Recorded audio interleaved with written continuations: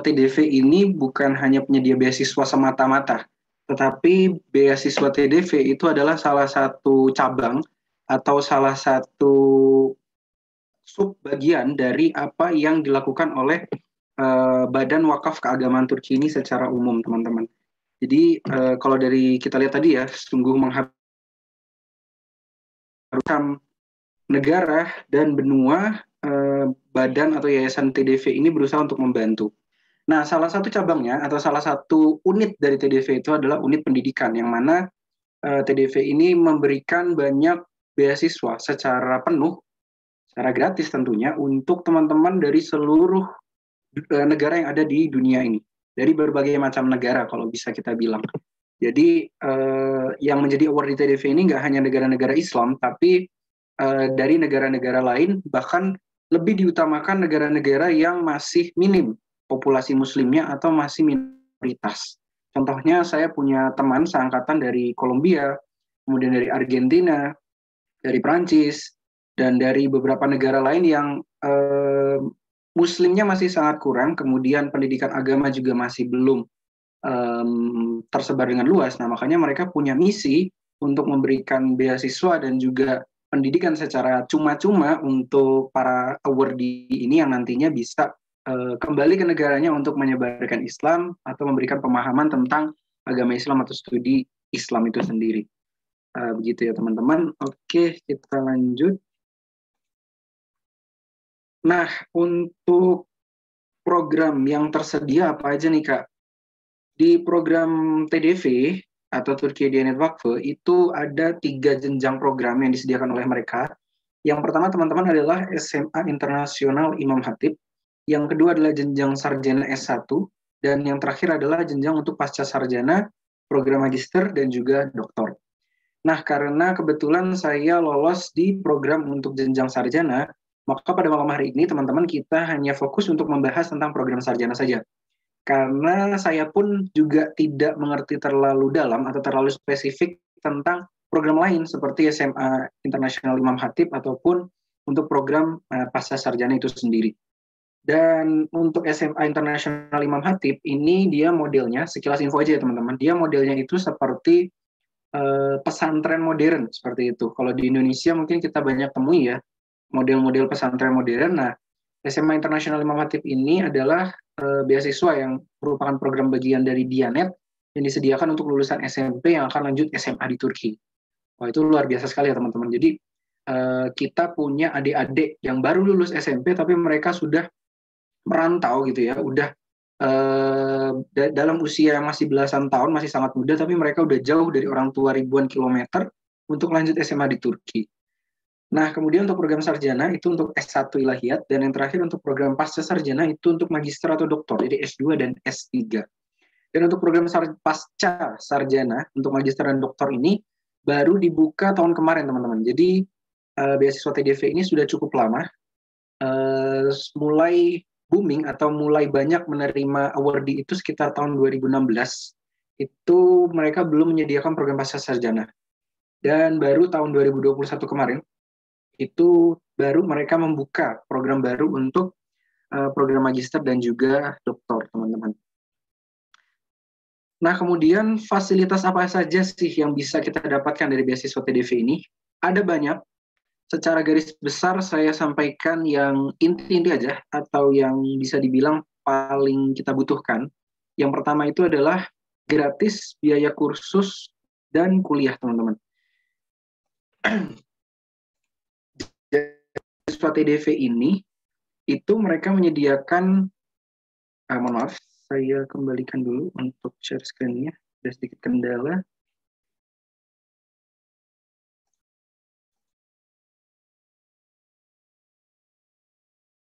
Biaya kursus dan kuliah, teman-teman. Kenapa ada biaya kursus? Karena teman-teman yang ingin kuliah di Turki, jenjang apapun, S1, S2, ataupun S3, itu wajib untuk tahun pertama mempelajari bahasa Turki secara intensif. Jadi yang teman-teman lakukan hanya kursus bahasa Turki, kayak gitu, sebelum masuk ke jenjang kuliah.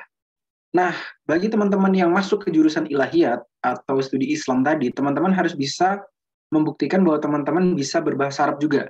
Jadi akan ada semacam placement test bahasa Arab. Jika teman-teman tidak memenuhi standar yang nilai yang mereka tetapkan dalam hal kemampuan bahasa Arab tadi, maka teman-teman harus mengulang lagi untuk 1 tahun memperdalam bahasa Arab. Jadi beasiswa TDV ini akan mengcover biaya pendidikan teman-teman secara normal ya. Kalau teman-teman nggak ada percepatan di bahasa Arabnya, berarti 6 tahun. Teman-teman bisa tinggal atau kuliah di Turki mulai dari kursus persiapan bahasa Turki maupun Arab sampai dengan selesai kuliahnya. Gitu. Kemudian yang kedua teman-teman, beasiswa ini juga menyediakan uang saku atau uang bulanan yang nominalnya insya Allah cukup buat teman-teman ya, selama teman-teman gaya hidupnya itu tidak terlalu boros gitu ya, teman-teman bisa berhemat, teman-teman normal-normal saja seperti mahasiswa pada umumnya, berarti teman-teman insya Allah uang sakunya itu sangat cukup bagi kebutuhan teman-teman, sekedar untuk jajan, atau untuk jalan-jalan, atau mungkin membeli keperluan yang diperlukan. Yang ketiga teman-teman, yang gak kalah penting, beasiswa ini juga mengcover asuransi. Jadi teman-teman yang nanti sakit selama berada di Turki, selama dalam program beasiswa ini, atau teman-teman punya keluhan apa gitu ya, misal giginya bolong, atau misal matanya ada masalah dengan penglihatannya gitu, atau ada masalah dengan bagian organ tubuhnya, teman-teman bisa lapor ke puskesmas, kemudian dirujuk ke rumah sakit, dan semuanya ditanggung oleh asuransi dari TDV tadi itu, atau kita sebut biasanya di Turki ini sigorta atau asuransi gitu. Baik biaya pemeriksaan maupun pengobatan. Yang keempat, teman-teman akan gratis izin tinggal atau pengurusan visa pelajar sebelum berangkat. Sebagai informasi, memang sekarang pemegang paspor kewarganegaraan Indonesia itu udah gratis teman-teman kalau mau ke Turki. Jadi nggak perlu pakai visa, sudah bebas visa, tapi terbatas untuk 30 atau 90 hari, saya kurang ingat juga. Nah, teman-teman sebelum belajar di Turki, teman-teman tetap harus membuat visa pelajar, yang mana harga normalnya itu sekitar $60, harga normal pembuatan visa pelajar tadi.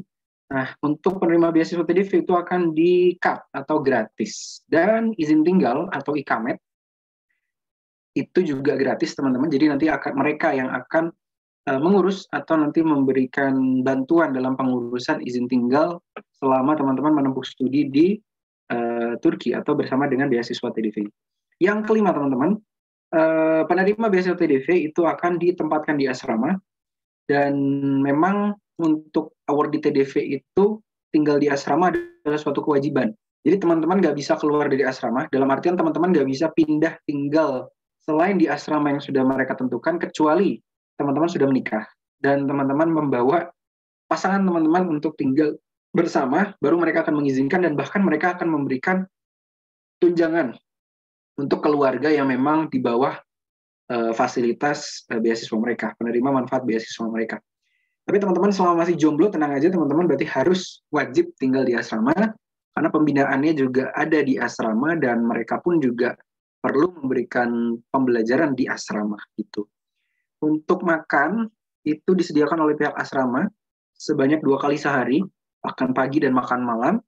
Nah, untuk makan siang, itu bagaimana, Kak? Nah, teman-teman bisa istilahnya order untuk makan di kampus, di semacam dapur umum begitu, yang mana nanti teman-teman biaya tarif makan di situ, setiap kali makan itu lebih murah daripada teman-teman keluar.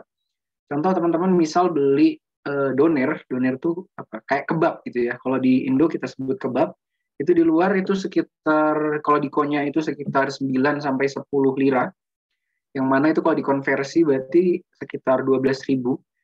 Nah, tapi teman-teman kalau makan di dapur umum yang ada di kampus, itu sekali makan hanya 2,5 lira atau sekitar 3.000. Murah sekali, dan itu udah teman-teman udah dapat nasi, udah dapat lauk, bahkan kadang-kadang dapat makanan penutup, dapat air minum juga, dan ya pokoknya sangat terjangkau lah. Kalau misalkan kita katakanlah dalam 1 pekan, 5 hari kita ke kampus, berarti total ada 20 hari aktif. Nah, itu dikali aja 20 kali 2,5. Nah, itu biaya yang harus teman-teman keluarkan untuk makan siang dalam sebulan. Sedangkan pagi dan malam sudah ditanggung. Nah, terakhir yang nggak kalah penting, nomor 6 adalah tiket pesawat. Tiket pesawat ini juga mereka tanggung, teman-teman. Jadi, tiket pesawat berangkat pertama kali ketika teman-teman menerima beasiswa, dan pulang setelah teman-teman tuntas studinya atau lulus.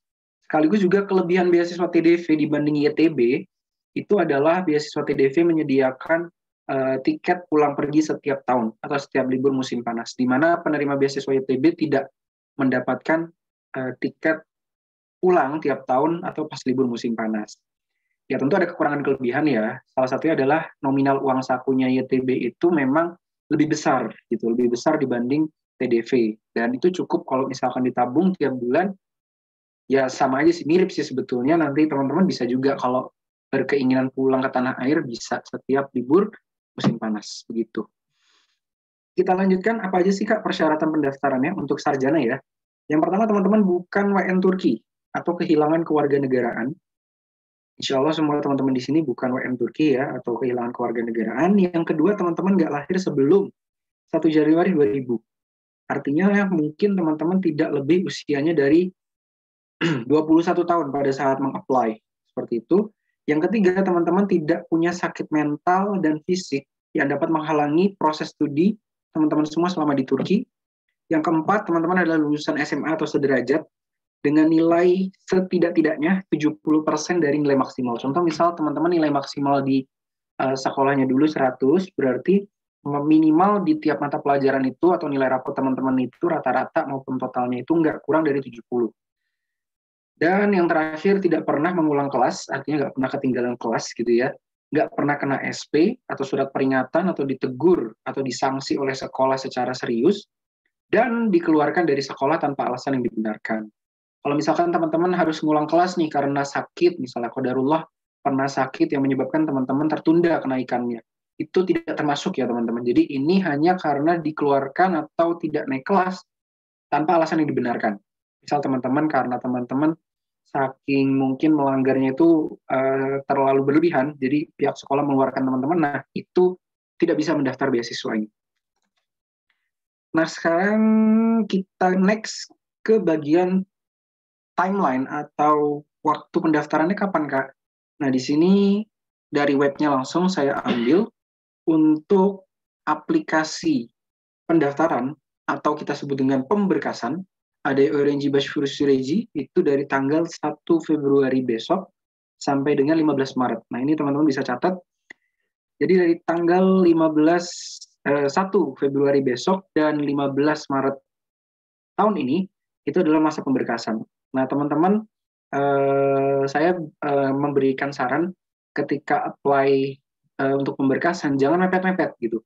Jadi jangan teman-teman H-5 atau H-2, apalagi H-1 baru memasukkan data diri dan memasukkan pemberkasan tadi. Jangan. Kenapa? Satu, sistemnya itu beberapa kali pengalaman saya sering banget down atau error karena ribuan orang dari seluruh dunia yang melakukan pemberkasan mengakses website yang sama dalam satu waktu. Jadi kalau teman-teman melaksanakannya sangat mepet, itu waktunya kurang pas. Yang kedua, di situ ada banyak isian teman-teman. Jadi nggak cuman saya masuk, daftar, selesai. Gitu. Enggak, banyak banget isian yang harus teman-teman lengkapi, data diri, keterangan, sertifikat, dan lain sebagainya. Teman-teman harus secara jernih gitu ya, atau dengan pikiran yang matang, mengupload, kemudian memberikan deskripsi yang lengkap. Nah, itu semuanya harus dilakukan dalam waktu yang panjang. Toh juga nanti teman-teman ketika sudah upload dan di situ teman-teman ada yang kurang, atau merasa perlu diedit, diperbaiki, masih ada waktu banyak. Jadi nanti ketika sudah buka tanggal 1 Februari, saya sarankan teman-teman langsung buat account, langsung apply, dalam artian mengisi kolom yang perlu diisi, dan nanti sebelum penutupan, mungkin H-7, baru teman-teman kunci, dan teman-teman apply langsung untuk melaksanakan pendaftarannya, pemberkasan. Kemudian untuk evaluasi pemberkasannya atau mereka menilai pemberkasan kita, Başvuru Değerlendirmenya itu tanggal 16 Maret sampai April tanggal 30. Jadi sampai akhir April. Kemudian ada Öğrenci Mülakat Süreci atau proses interview yang berada di tengah-tengah itu, teman-teman bisa lihat, itu tanggal 20 Maret sampai dengan 15 Juni. Jadi prosesnya itu random teman-teman. Jadi kita nggak bisa memastikan kapan nih, apakah saya akan dipanggilnya bulan Maret langsung atau setelahnya. Karena kan untuk evaluasi tim pemberkasan itu ada di bulan Maret terakhirnya. Sedangkan untuk interview sendiri sudah dimulai dari pertengahan Maret. Nah kalau teman-teman sampai 30 April ini nggak dapat email untuk interview, berarti ada kemungkinan teman-teman tidak lolos di pemberkasan. Yang mana nanti di akhir proses interview, pihak penyeleksi itu akan mengirimkan email ke akun email teman-teman tentang diterima atau tidaknya aplikasi pendaftaran pemberkasan teman-teman semua. Kemudian Mirakat Derlendirme atau penilaian interview wawancara ada di tanggal 30 Juni sampai 15 Juli.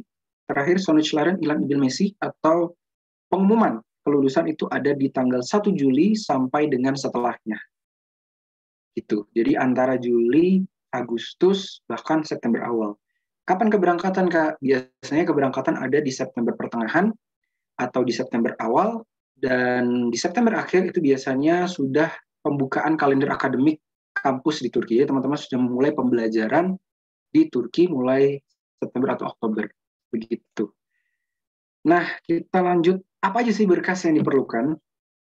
Di sini saya bagi jadi 3 sub, yang mana insya Allah akan membantu teman-teman. Kenapa? Karena dulu saya belum tahu tentang hal ini, sehingga saya terjemahkan semuanya gitu ya. Dan pakai penerjemah tersumpah lagi. Jadi agak nyesel karena nggak semuanya perlu diterjemahkan, apalagi tersumpah. Yang pertama, untuk yang tidak perlu diterjemahkan dulu. Jadi teman-teman nanti harus upload kartu identitas, bisa pilih KTP atau KK atau paspor. Lalu yang kedua, sertifikat dan piagam. Jadi 2 berkas ini teman-teman nggak perlu terjemahin, nggak perlu teman-teman apalagi pakai penerjemah tersumpah. Jadi seadanya aja. Kalau ada yang bahasa Inggris lebih bagus lagi, diupload semuanya. Nah, sertifikat dan piagam apa aja, Kak? Banyak. Pokoknya semua sertifikat dan piagam yang bisa menambah nilai plus teman-teman di mata penyeleksi gitu. Teman-teman misal punya sertifikat bahasa gitu, diupload aja. Walaupun memang program beasiswa ini tidak mewajibkan dan tidak mensyaratkan TOEFL. Itu perlu digarisbawahi ya teman-teman ya. Bahkan kadang TOEFL ini ketika sampai di sini itu nggak terlalu baik terpakai, karena teman-teman di sini akan selalu menggunakan bahasa Turki. Teman-teman akan selalu berkomunikasi dengan bahasa Turki. Mungkin di awal-awal teman-teman akan pakai bahasa lain, Inggris atau Arab, tapi nanti ke depannya teman-teman ketika berdinamika di sini akan banyak menggunakan bahasa Turki. Jadi teman-teman yang mungkin belum punya sertifikat TOEFL atau TOEFL gitu ya untuk bahasa Arab atau IKLA, kalau di UIN Jogja untuk tes bahasa Arab, itu nggak masalah teman-teman. Tapi perlu saya garis bawahi, itu akan menambah nilai plus buat teman-teman kalau teman-teman punya sertifikat-sertifikat semacam itu. Yang kedua, berkas-berkas yang perlu diterjemahkan saat upload. Nah, beda dengan yang di sebelah kanannya lagi, yang tersumpah. Kalau ini diterjemahkan dengan selain tersumpah boleh gitu. Jadi teman-teman langsung menerjemahkan langsung, atau dari pihak sekolah teman-teman itu bisa udah ada gitu ya berkas penerjemahannya, itu bisa. Contoh misalkan ijazah dan transkrip nilai SMA teman-teman. Sekolah teman-teman bisa menerbitkan ijazah atau transkrip nilai ini dalam bahasa lain, bahasa Inggris atau bahasa Turki. Nah, itu bisa banget, dan teman-teman harus meminta bubuhan tanda tangan basah kepala sekolah dan capnya juga. Itu yang akan membuat dokumen teman-teman sah, penerjemahannya sah, untuk diupload ke berkas ya, perlu digarisbawahi. Yang kedua, curriculum vitae. Curriculum vitae atau CV ini opsional, artinya bisa teman-teman upload dan tidak, tergantung dari teman-teman nanti ketika mengisi. Tapi sekali lagi saya tekankan, semakin lengkap berkas teman-teman gitu ya, semakin banyak referensi dan deskripsi yang teman-teman cantumkan ketika pemberkasan, itu sangat membantu dan sangat mendukung buat nanti evaluasi mereka. Yang terakhir yang perlu diterjemahkan tidak tersumpah juga adalah surat rekomendasi atau motivation letter atau LOI.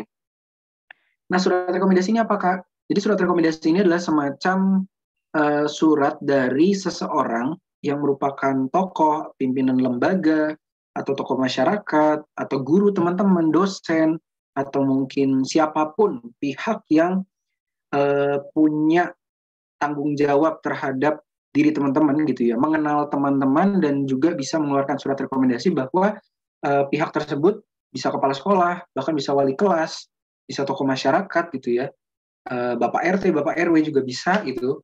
Nah, teman-teman bisa meminta surat rekomendasi dari mereka dalam bahasa Inggris untuk diupload saat pemberkasan. Yang terakhir, motivation letter atau LOI, letter of intent, ini nanti harus teman-teman upload atau teman-teman buat ketika sebelum langkah terakhir sebelum apply. Nanti teman-teman ada beberapa pertanyaan. Dan LOI ini memuat apa aja, Kak? Nah, teman-teman bisa cek di YouTube. udah banyak banget bimbingan cara membuat LOI. Jadi semacam surat yang membuktikan kenapa sih kamu mau belajar di Turki kayak gitu. Kenapa sih kami harus menerima kamu? Nah, kurang lebih kayak gitu pertanyaannya. Terakhir, ketika nanti teman-teman sudah lulus interview, gitu ya, teman-teman sudah dinyatakan lolos dalam beasiswa ini, tinggal nunggu berangkat. Nah, teman-teman harus menerjemahkan ijazah SMA dan transkrip nilai SMA di penerjemah tersumpah, yang mana penerjemah tersumpah ini nantinya akan dilegalisir, teman-teman. Jadi nanti akan diapostil istilahnya. Apostil itu nanti akan dilegalisir di kementerian, di 2 kementerian. Pertama Kementerian Hukum dan HAM, yang terakhir adalah Kementerian Luar Negeri. Baru nanti pas pengajuan visa pelajar, dokumen teman-teman yaitu ijazah dan transkrip ini juga akan dilegalisir oleh Kedutaan Besar Republik Turki di Jakarta. Nah, ijazah itu yang mana, Kak? Bagian depan ijazah teman-teman itu nama ijazah. Transkrip yang mana, Kak? Bagian belakang ijazah yang tertempel di teman-teman, di ijazah teman-teman yang tertulis nilai itu adalah transkrip. Jadi dengan kata lain, ijazah SMA atau sederajat punya teman-teman bolak-balik itu diterjemah bersumpah di 2 dokumen yang berbeda, 2 lembar yang berbeda, seperti itu. Oke, kita lanjut. Nah, sekarang di tips. Nah, ini sedikit tips dari saya ya, tips untuk lolos seleksi berkas. Nah, berdasarkan pengalaman saya, untuk bisa lolos seleksi berkas itu ada 2 hal, teman-teman. Ada 2 hal yang menurut saya ini sangat penting. Yang pertama, menarik karena berbobot, dan berbobot karena lengkap. Jadi di web untuk aplikasi pendaftaran atau pemberkasan itu kan kolomnya sangat banyak, teman-teman, di sana. Di sana kolomnya itu beraneka ragam, ada informasi pribadi kita, informasi keluarga kita, informasi pengalaman organisasi, pengalaman kerja bahkan, terus background akademik, social activities, macam-macam, pokoknya banyak. Nah, pada saat tahun 2020 saya apply itu saya isi lengkap. Jadi sebagai informasi, saya pernah apply beasiswa ini tahun 2019, teman-teman. Qadarullah tahun 2019 saya belum lolos, dan di tahun berikutnya atau di tahun 2020 alhamdulillah saya bisa lolos gitu. Jadi pada berkas-berkas yang pernah saya upload di tahun sebelumnya 2019 itu saya upload lagi dan saya perbaiki lagi. Saya lengkapi lagi semuanya, jadi semua kolom isian itu saya pastikan tercentang semua, tercentang hijau. Atau artinya saya mengisi secara full. Saya upload CV saya upload pengalaman kerja saya upload semua pengalaman organisasi saya yang berbobot, itu saya lengkapi. Sehingga karena lengkap, keterangan dan deskripsinya, nanti kan ada kolom deskripsinya di sana, teman-teman. Nah, itu teman-teman bisa cerita, ini tuh kegiatan apa sih? Teman-teman berperan sebagai apa sih? Dan saya kira ini juga umum ya, jadi nggak cuma di beasiswa TDV aja, tapi hampir di semua pemberkasan beasiswa itu mereka, pihak penyeleksi itu akan melihat berkas yang lengkap gitu loh. Ya, dari mereka, walaupun tidak semuanya harus dilengkapi, kayak contoh work experience itu opsional, jadi teman-teman bisa isi bisa enggak. Kemudian social experience juga opsional, bisa isi bisa enggak. Terus pengalaman ke luar negeri itu juga sama, bisa diisi bisa enggak, tergantung kondisi teman-teman gitu. Nah, teman-teman kalau misalkan ada pengalaman-pengalaman yang tadi saya sebutkan, diisi dengan lengkap, kalau perlu juga yang mirip-mirip juga nggak masalah. Misal teman-teman pernah magang, atau teman-teman pernah mengabdi di pondok gitu ya. Kalau teman-teman dari pondok pesantren, pernah pengalaman punya ikut program pengabdian di pondok kayak gitu, teman-teman bisa minta surat keterangan dari mudir atau direktur pesantrennya teman-teman, kemudian diupload ke salah satu pengalaman kerja juga menurut saya. Nah, nanti teman-teman tinggal jelasin aja di kolom deskripsi kalau teman-teman kerjanya ini, sebagai ini, mungkin mengajar atau membina santri dan lain sebagainya. Nah, karena udah berbobot, maka pemberkasan teman-teman tadi itu akan menarik. Kenapa? Bayangin teman-teman, daftar di tahun 2021 itu ada dari Indonesia doang ya, itu ada 2.100 kalau saya nggak salah ingat, atau 1.800-an antara itu. Dan yang diterima, bukan yang diterima sih sebetulnya, karena waktu itu masih pandemi, jadi lokasi interview hanya diselenggarakan di satu kota, itu di Aceh. Oleh karena itu teman-teman yang berada di Pulau Jawa waktu itu masih PPKM tingkat berapa, saya lupa. Saya dapat cerita dari Ordi tahun kemarin, karena mereka yang berada di Jawa itu nggak bisa keluar pulau karena posisinya lagi PPKM ketat, akhirnya yang berkesempatan untuk ikut interview di Aceh itu hanya beberapa orang saja, sehingga awardee atau penerima beasiswa di tahun 2021 itu hanya 3 orang, teman-teman, dari sekian ribu pendaftar. Kemudian di tahun saya, angkatan saya itu lebih banyak, dari tahun 2021 ada 8 orang dari ribuan pendaftar juga di Indonesia. Nah, bayangkan teman-teman, itu di Indonesia, belum di negara lain, di negara-negara Afrika, di negara-negara manapun yang ada di dunia ini, itu bisa ratusan ribu, teman-teman. Mungkin nggak sampai ratusan sih, mungkin puluhan ribu atau belasan ribu gitu ya. Oleh karena itu, tim penyeleksi tentu nggak akan tertarik dengan aplikasi yang ada yang bolong, atau mungkin kurang lengkap, nggak menarik, atau isinya terlalu lebay gitu kan, atau mungkin isinya ya banyak tapi nggak berbobot kayak gitu. Nah, mereka akan langsung nge-skip aplikasi teman-teman pasti. Mereka akan langsung istilahnya menempatkan teman-teman di bagian yang nggak lolos. Tapi ketika ngelihat aplikasi pendaftaran teman-teman menarik gitu ya, dari CV, dari apapun itu isinya, pasti saya pun jadi penyeleksi itu nggak akan bosan gitu melihat aplikasi. Wah, anak ini pernah juara misal.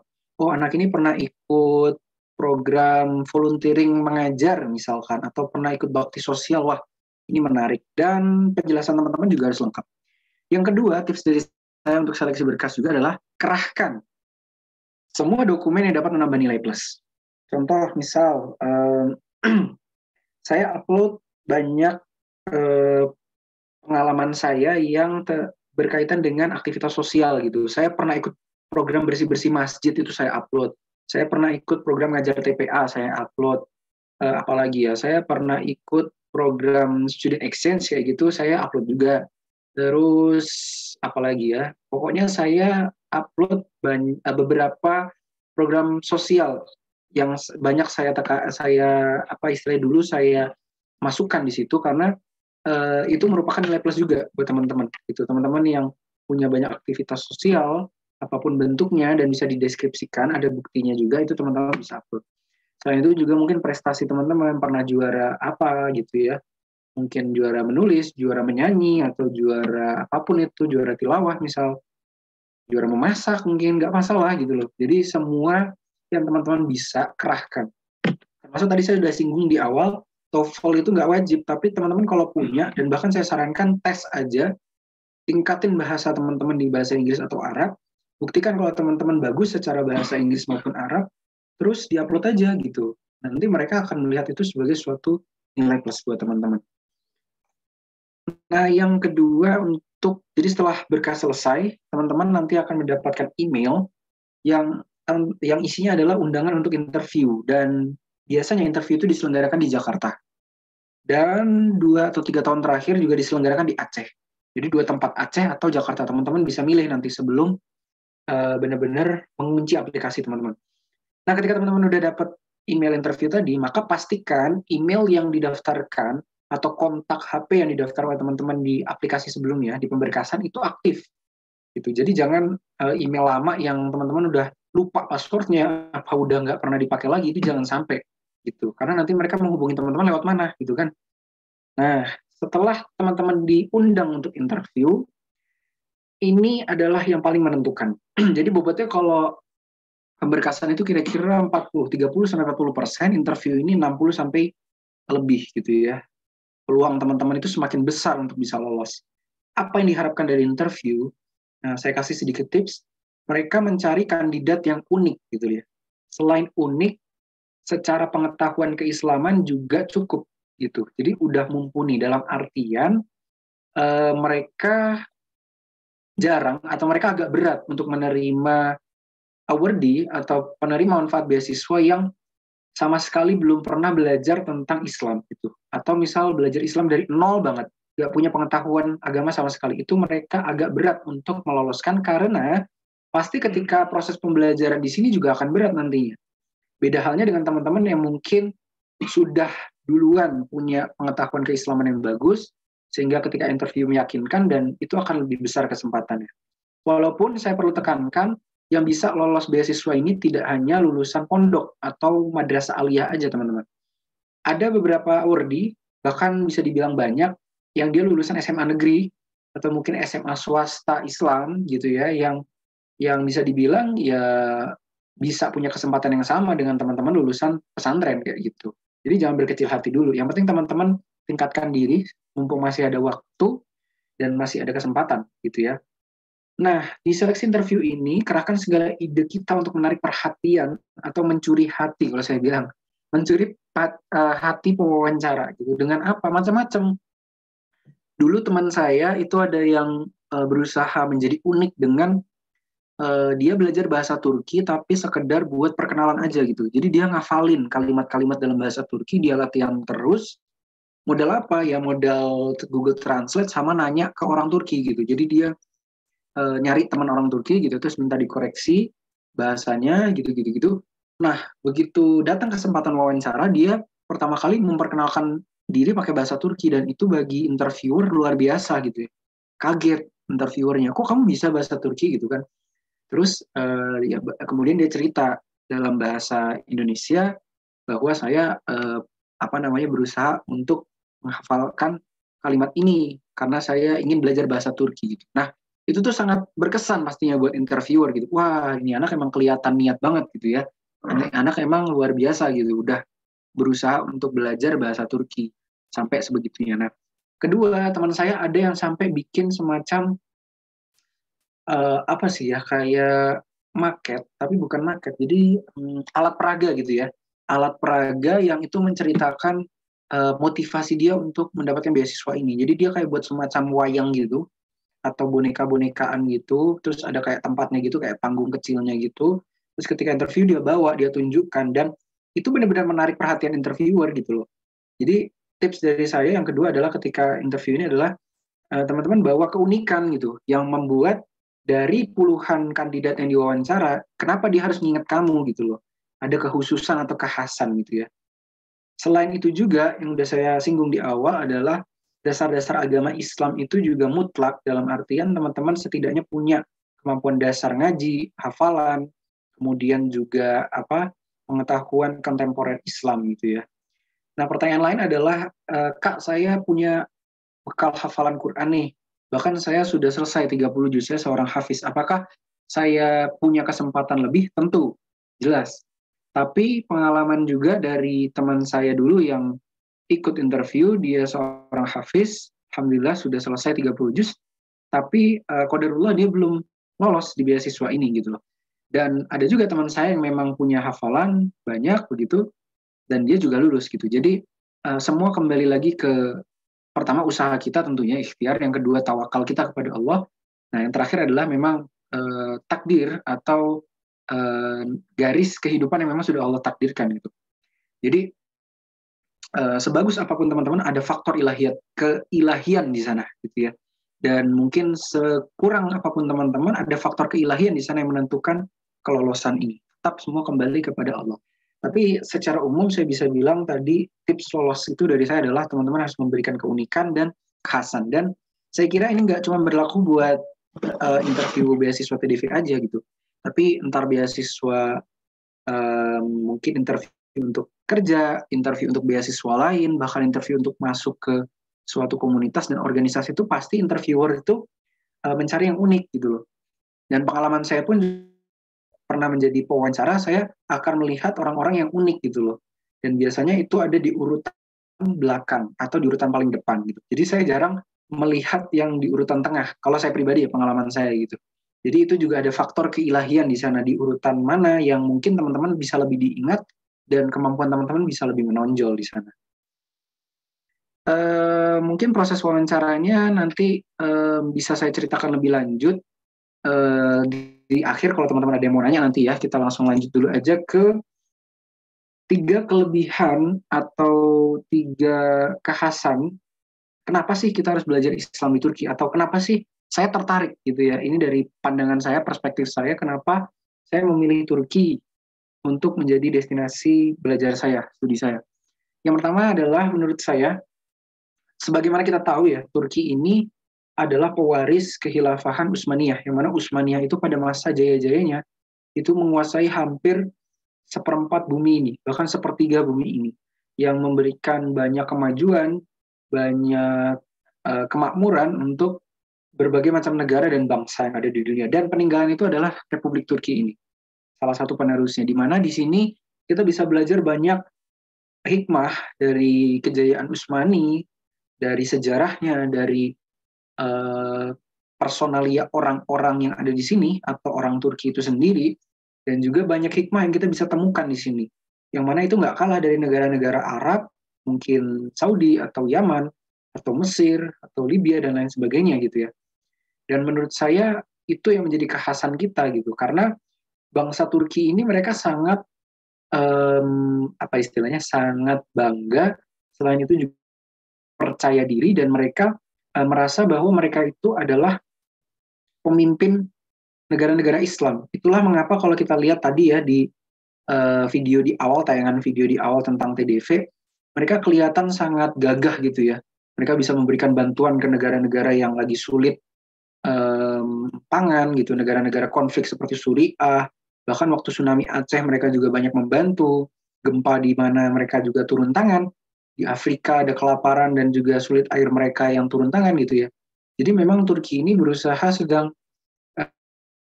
menunjukkan bahwa mereka itu seorang Muslim gitu ya, sebuah negara yang mayoritas penduduknya Islam, dan mereka ingin membuktikan kepada negara-negara Islam lain bahwa mereka ingin memberikan suatu contoh, kita tuh harus membantu loh, saling membantu, kita harus bersatu gitu. Mereka tampil di depan untuk menjadi pelopor gitu ya, untuk menjadi perintis, karena kita tahu sekarang negara-negara Islam itu tidak semuanya sepemikiran gitu ya. Bahkan ironisnya sesama negara Islam itu saling perang di negara-negara Arab. Kadang pun kita Indonesia masih sering konflik sama Malaysia, yang konfliknya itu menurut saya tidak relevan gitu ya. Terus ya macam-macam lah. Artinya banyak hal yang membuat kita itu tidak bisa bersatu. Nah, Turki ini tampil dengan memberikan beasiswa, kemudian memberikan bantuan tadi, ingin memberikan peringatan atau ingin mengingatkan negara-negara Islam untuk bersatu. Nah, itulah yang membuat saya tertarik. Yang kedua, teman-teman, komunitas internasional yang ada di sini tuh luar biasa melimpah. Jadi saya punya teman dari berbagai macam negara, mungkin lebih dari 30 atau 40 negara, entah itu dari negara Afrika, yang mana negara itu belum pernah kita dengar sama sekali gitu ya. Ada dari Komoros, dari Chad, dari Benin, dari Guinea, Madagaskar. Mungkin teman-teman pernah dengar Madagaskar ya, karena ada filmnya, film kartunnya. Tapi itu luar biasa menurut saya. Jadi negara-negara Eropa, Amerika, Asia juga. Jadi kita bersatu semuanya dengan tujuan apa? Dengan tujuan belajar Islam di bawah bantuan atau di bawah kedermawanan Yayasan Turki Diyanet Vakfı ini. Yang mana nanti kita punya satu pandangan, satu visi, dan itu pun tujuan dari TDV itu sendiri, memberikan beasiswa untuk bisa membuat negara-negara Islam ini belajar ke Turki. Kemudian mahasiswa-mahasiswa ini disamakan perspektifnya gitu ya, walaupun nggak apa ya, dipaksa untuk sama, tapi setidaknya mereka punya pandangan yang sama karena mereka sama-sama belajar di Turki gitu. Ketika kembali ke negara masing-masing, mereka akan jadi pelopor, kemudian penyeru agama Islam, kemudian juga penceramah dan lain sebagainya, yang mana mereka bisa memimpin masyarakat yang ada di negara masing-masing, dan kemudian mereka nanti bisa saling menjalin komunikasi dengan masyarakat internasional tadi. Itu yang membuat saya alasan kedua saya yang membuat saya tertarik belajar Islam di Turki. Nah, yang terakhir teman-teman, sumber pembelajaran Islam yang ada di sini itu luar biasa. Para dosen dan juga sumber apa ya, sumber hikmah itu dari berbagai macam orang, dan dosen-dosen di sini juga nggak kalah gitu ya dari dosen-dosen yang ada di Timur Tengah gitu. Walaupun kita tahu memang sumber pembelajaran Islam yang terkenal gitu, yang masyhur itu seperti Azhar, kemudian ada Universitas Islam Madinah, akan tetapi Turki ini juga bisa dibilang mereka juga punya keunikan lain yang membuat pembelajar Islam itu juga tidak merasa kalah gitu loh dengan para mahasiswa yang menempuh studi di Mesir maupun Madinah gitu. Selain itu juga adalah bahwa mereka ini, orang-orang Turki ini memang sangat welcome dengan orang asing, dalam artian mereka tahu kita tamu mereka, karena mereka tahu kita tamu, mereka akan sebisa mungkin menunjukkan wajah Turki yang terbaik, ditambah mereka tahu kita Muslim gitu ya, dan mereka akan sebisa mungkin menjalin komunikasi dan persahabatan dengan kita tentunya. Nah, itu yang membuat saya tertarik belajar Islam di Turki, dan saya kira ini juga akan bagus kalau teman-teman nantinya bisa belajar di Turki, baik itu belajar program studi umum maupun juga keislaman atau ilahiyat tadi, gitu ya. Mungkin itu teman-teman yang bisa saya share atau bagikan dengan teman-teman sekelumit pengalaman saya ketika mendaftar sampai dengan lolos beasiswa TDV ini. Kalau teman-teman mau berkenalan lebih lanjut dengan saya, bisa mampir ke Instagram saya di @zanjswl. Atau kalau teman-teman punya pertanyaan dan butuh penjelasan yang lebih rinci lagi, teman-teman bisa langsung DM akun Instagram @pdvawadi.id, karena ini adalah komunitas penerima beasiswa TDV satu-satunya di Instagram, dan kami dengan senang hati akan membalas DM teman-teman, pertanyaan teman-teman, sampai dengan bimbingan teman-teman nantinya bisa lolos beasiswa nantinya, insya Allah. Mungkin ini yang bisa saya sampaikan. Kalau nanti ada yang mau ditanyakan atau didiskusikan, saya akan sangat senang. Saya kembalikan ke moderator. Silahkan Kak. Kak Tina tadi ya. Iya, baik Kak. Masya Allah, mulai dari perkenalan TDV, kemudian waktu pendaftaran, kapan saja info-info pendaftaran, sampai kepada tips agar kita bisa dapat lolos beasiswa TDV ini, tentunya sangat menarik ya. Dan sepertinya sudah ada 2 penanya, yaitu dari penanya pertama sudah dari tadi, yaitu atas nama Kak Rizky Ferdiansyah. Silahkan Kak Rizky.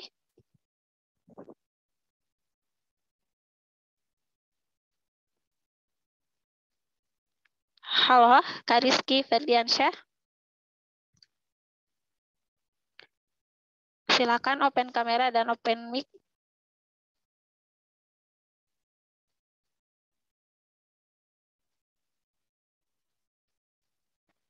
Kak Rizky Ferdiansyah.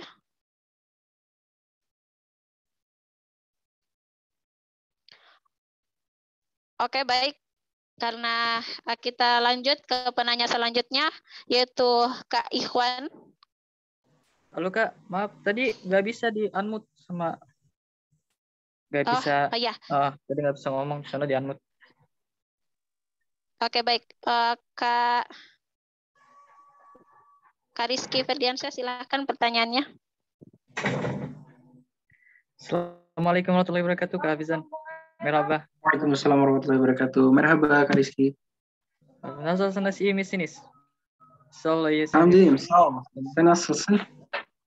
Alhamdulillah, ben de iyiyim, çok şükür. Masyaallah, çok güzel.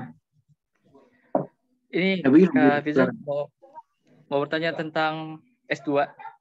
Untuk S2 itu dokumen apa saja yang diperlukan untuk diterjemahkan ke dalam bahasa Turki? Apakah dari ijazah SMP, SMA, lalu ijazah S1 itu? Lalu apakah untuk TDV ini perlu dilampirkan proposal?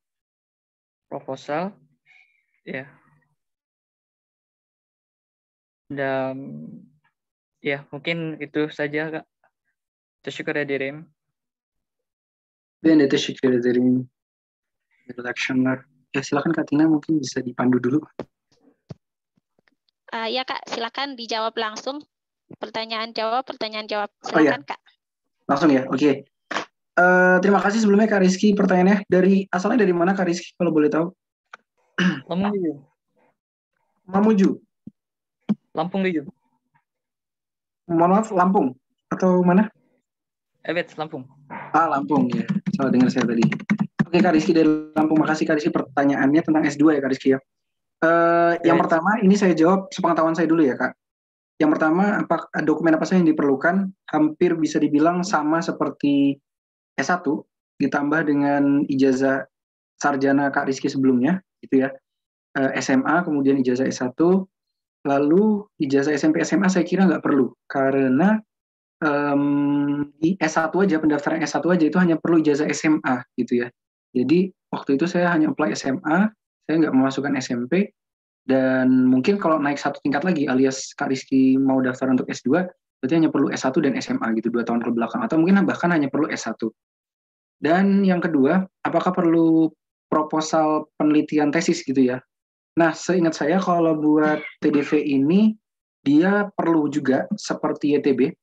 Tetapi gini Kak Rizky, karena saya belum punya pengalaman tentang pendaftaran pasca sarjana atau S2, di akun tdvurdi.id, insya Allah nanti di pekan depan akan ada webinar penjelasan secara detail tentang pasca sarjana, magister maupun doktor. Nah, Kak Rizky bisa follow dan bisa tunggu nanti informasi selanjutnya dari akun tersebut, bisa ikut webinarnya dan kemudian bisa menanyakan itu secara detail gitu. Karena saya sendiri juga tidak bisa menjawab karena saya belum tahu. Nah, insya Allah ada tim yang lebih ahli di sana yang sudah menjalin hubungan dengan para hoja atau para tim penyeleksi TDV itu sendiri yang nanti bisa memberikan keterangan lebih valid.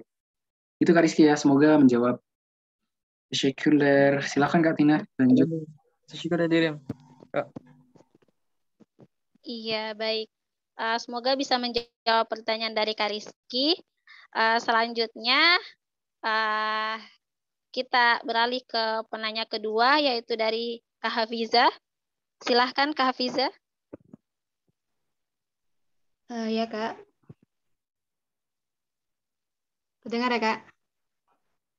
Iya, silakan Kak. Ya Kak, ini Kak mau nanyain mengenai surat rekomendasinya Kak, rekomendasi dari gurunya. Itu diksi suratnya ada ketentuan khususnya dari TDV-nya atau emang dari kita yang mengajukannya aja gitu Kak. Terus yang kedua Kak, waktu interview itu kita wajib berbahasa Arab atau Inggris atau Turki atau boleh berbahasa Indonesia. Sekian, terima kasih. Ya, silakan Kak dijawab. Oke, terima kasih sebelumnya Kak Hafizah. Dari mana asalnya Kak kalau boleh tahu? Asalnya dari Sumatera Barat. Dari Sumatera Barat. Salam kenal Kak Hafizah.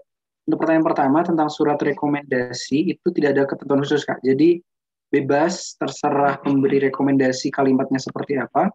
Tapi pengalaman saya dulu pun surat rekomendasi itu saya yang istilahnya merumuskan gitu ya. Saya yang membuatkan kalimatnya dari saya dalam bahasa Inggris, kemudian saya mintakan tanda tangan kepada pemberi rekomendasi.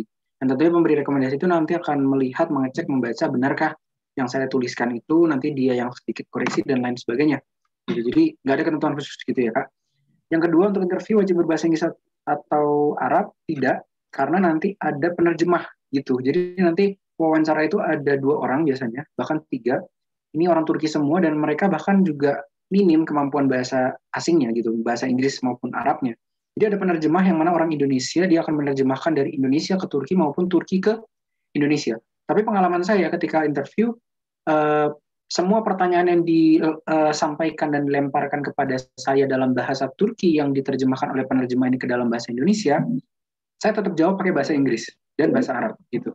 Apapun itu pertanyaannya. Jadi saya tetap jawab pakai bahasa Inggris atau Arab gitu. Karena itu menjadi nilai plus tersendiri gitu. Walaupun nanti ada penerjemahnya. Jadi teman-teman nggak usah takut. Gitu ya Kak. Semoga menjawab Kak Hafiza.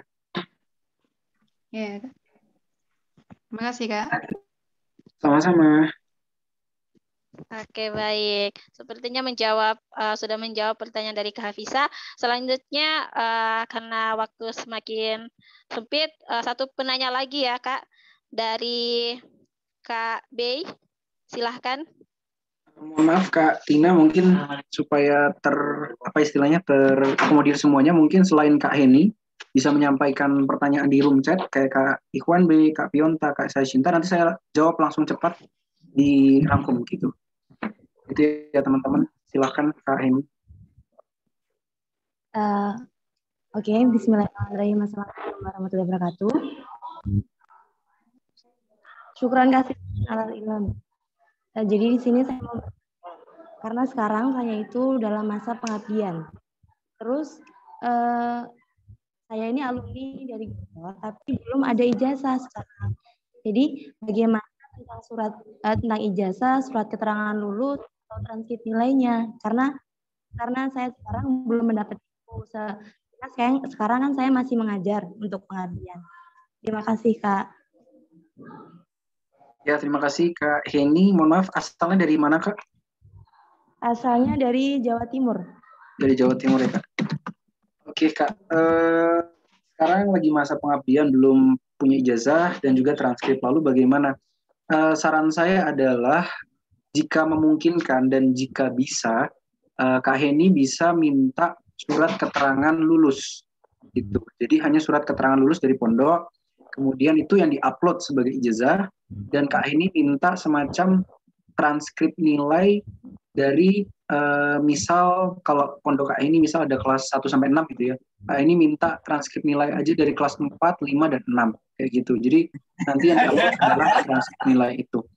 Akan tetapi jika aturan pondok itu mengikat dan tidak bisa melakukan itu gitu ya. Artinya aturannya adalah Kak ini tidak bisa memegang itu jika belum selesai pengabdian. Maka saran dari saya adalah Kak ini harus menyelesaikan pengabdian dulu gitu. Jadi nanti udah terima ijazah, udah terima transkrip, upload. Tapi jika memungkinkan Kak ini minta surat keterangan lulus dan minta transkrip nilai dari semester 1 aliyah berarti kelas 4 ya, kelas 4 sampai kelas 6. Atau jika memungkinkan dan ada lagi pakai rapot, nggak masalah. Jadi Kak ini pakai rapot terakhir gitu ya kelas 6 kalau ada, itu nggak apa-apa diupload juga jadi transkrip nilai, dan surat keterangan lulus itu yang penting itu nanti jadi semacam pengganti ijazah.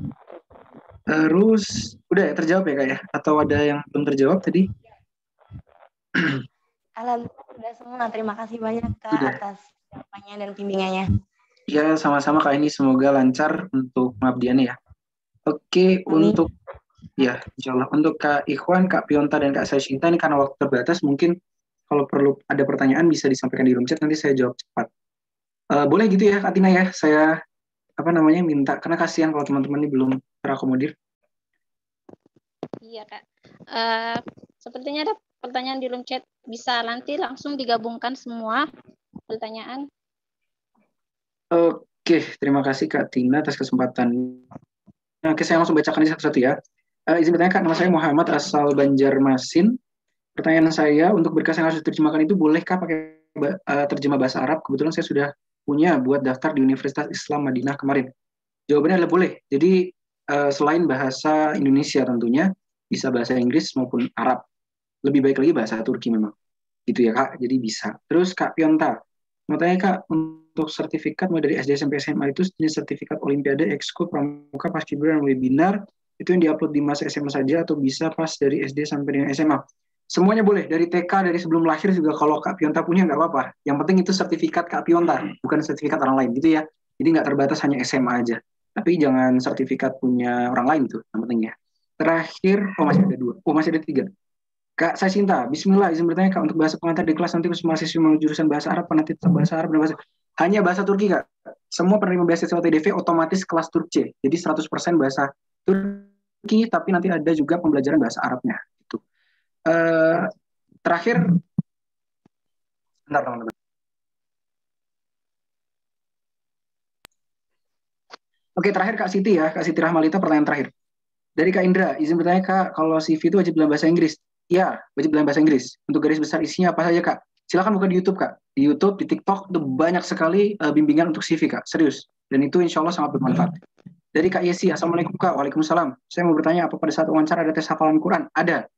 Dan nanti juga akan ditanya oleh mereka punya hafalan berapa. Saya waktu itu dites surat Ad-Duha waktu itu. Terakhir, dari Kak Siti, Afwan mau bertanya untuk wawancara biasanya apa saja sih yang bisa ditanyakan sama pewawancara, sangat banyak. Kak Siti kalau masih penasaran nanti bisa pantengin akun IG @tdvword.id. Nanti akan ada Q&A, question and answer, di situ nanti akan dibahas tentang wawancara secara detail dan menyeluruh. Paling terakhir banget nih. Jadi Kak Muhammad untuk pengisian di web, pertanyaan apakah pakai bahasa Indonesia semua? Tidak Kak, tidak ada yang pakai bahasa Indonesia. Dah terakhir, nggak ada lagi setelah Kak Intan ya. Assalamualaikum Kak, Waalaikumsalam. Saya Intan dari NTB. Izin bertanya, apakah bisa menerjemahkan surat Indonesia dengan dua bahasa Inggris dan Arab? Boleh Kak, bahasa Inggris maupun bahasa Arab lebih bagus lagi, ya. Oke, terima kasih banyak teman-teman. Seperti itu mungkin saya kembalikan lagi ke Kak Dina. Nanti kalau ada pertanyaan mampir ke akun tdvword.id aja, teman-teman. Jangan khawatir. Silakan Kak Dina. Baik. Sepertinya banyak sekali pertanyaan yang muncul sampai-sampai narasumber ingin menjawab, tapi karena kita waktunya malam semakin larut, sepertinya juga narasumber ingin istirahat dan teman-teman yang lain. Jadi seperti Kak Hafizan tadi bilang, apabila ada yang ingin info yang lebih jauh lagi, bisa di TDV Award ID ya Kak? TDV Ya Award betul ID. Kak. tdvawardi.id. Oke. Baik, karena sesi tanya jawab sudah usai, dan selanjutnya sepatah kata closing statement dari narasumber. Silahkan Kak. Ya, closing statement saya singkat aja buat teman-teman semua. Mungkin teman-teman yang ada di sini campuran ya. Ada yang mungkin baru lulus SMA, ingin melanjutkan sarjana. Ada yang sudah mendapatkan kampus gitu ya, terus kemudian ingin mendapatkan beasiswa TDV ini juga sebetulnya. Kemudian ada yang sudah lulus S1, kemudian ingin lanjut pasca sarjana tadi ya. Pesan saya cuma satu gitu ya. Kita hidup itu untuk menyempurnakan takdir, dan banyak takdir itu punya rumus gitu ya. Jadi ada rumus-rumus yang kita harus penuhi supaya takdir itu terjadi. Nah, teman-teman semua, begitu juga saya di masa dulu, mungkin saya akan mengatakan ke diri saya 4 atau 5 tahun yang lalu bahwa impian saya yang mana waktu itu saya hanya sekedar cita-cita sekarang sudah terwujud, dan saat inilah waktunya teman-teman untuk membuat rumus itu tadi. Waktunya teman-teman untuk melengkapi rumus itu tadi supaya takdir teman-teman bisa tersampaikan. Jadi jangan takut, jangan minder, jangan overthinking, jangan insecure, jangan pokoknya. Teman-teman pokoknya harus yakin, pede aja, tancapkan mimpi teman-teman setinggi langit. Teman-teman pengen kuliah di luar negeri, bilang ke diri teman-teman, saya ingin kuliah di luar negeri, saya ingin memantaskan diri. Insya Allah semua ikhtiar teman-teman itu akan terjawab. Doa, kemudian jangan lupa yang paling penting, restu orang tua ini penting banget teman-teman, ridho orang tua ini penting banget. Sekalipun toh nanti teman-teman ditakdirkan bisa berangkat tanpa restu orang tua pun juga bisa, tapi menurut saya yang terbaik adalah doa seorang ibu dan ayah gitu ya, dan restu keduanya atau keluarga atau mungkin kakak atau adik dan lain sebagainya bisa pengganti orang tua gitu. Jadi sekarang kita hidup ini adalah sekedar menyempurnakan takdir kita gitu ya. Insya Allah teman-teman kalau ada rezekinya dan juga takdirnya teman-teman bisa bergabung bersama kita. Mungkin ini cukup dari saya, mohon pamit undur diri bila ada salah dan maafnya saya mohon maaf sekali teman-teman karena saya juga masih belajar ini ya. Saya mohon doa semoga dilancarkan studinya dan juga bisa berjumpa lagi dengan teman-teman semua nantinya kalau ada kesempatan. Senang sekali lagi bisa berjumpa dengan teman-teman. Cukup dari saya. Billahi fisabilil haq, wabillahi khairat. Assalamualaikum warahmatullahi wabarakatuh. Waalaikumsalam warahmatullahi wabarakatuh. Mohon maaf Kak, sebelumnya bisa di-share nama Instagramnya. Oh iya, saya share di chat ya. Iya, Kak. Sama-sama teman-teman, sama-sama Kak Hasan. Oke, baik teman-teman semua, silahkan di screenshot masing-masing sebagai daftar kehadiran nanti. Nanti link untuk sertifikatnya nanti di-share di grup ya. Jadi silahkan SC sekarang. Oke, selanjutnya karena kita sudah berada di ujung webinar kali ini dan saya selaku moderator mengucapkan banyak-banyak terima kasih kepada Kak Hafizan Arhab Juswil yang memberikan kita informasi-informasi yang menarik, memberikan kita ilmu dan pengetahuan serta bagaimana cara untuk lolos dalam beasiswa TDF ini. Dan yang bisa saya ambil penutup adalah tingkatkan diri dan mencuri hati saat interview dengan keunikan yang kita miliki, dan jangan lupa untuk ikhtiar, tawakal, dan menyerahkan kepada Allah. Dan itu mungkin saja acara kita malam ini. Saya mengucapkan banyak terima kasih lagi kepada narasumber dan studi.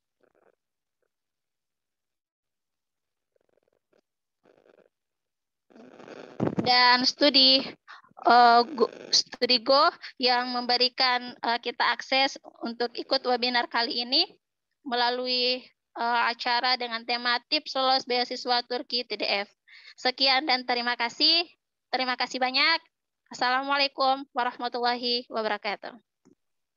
Waalaikumsalam warahmatullahi wabarakatuh. Terima kasih banyak Atina. Terima kasih Kak. Ya, terima kasih. Terima kasih juga teman-teman semua penanya tadi luar biasa. Ya, saya mohon pamit ya, izin pamit semuanya teman-teman. Sampai jumpa lagi di lain waktu. Semoga kita bisa berjumpa. Turki, amin. Iya, Oke, makasih Assalamualaikum Kak. teman-teman semua. Ya, sama-sama. Waalaikumsalam.